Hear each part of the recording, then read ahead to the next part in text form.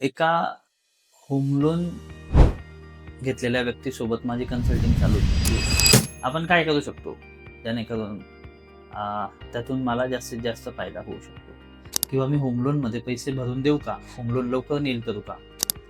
तर ही चर्चा करत असताना मी त्याला माझा स्वतःचा पोर्टफोलिओ दाखवला, की माझ्याकडे एवढे पैसे आहेत, की माझं होम लोन मी 2-4 वेळा नील करू शकतो.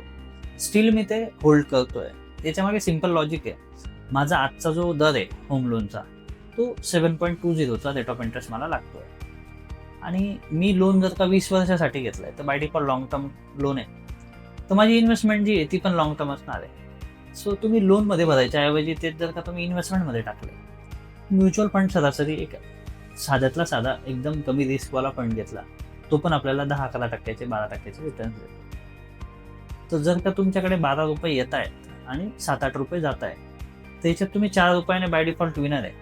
आणि या ₹4 कंपाऊंडिंगची ताकद ही भयानक मोठी असते, लाखांमध्ये असते.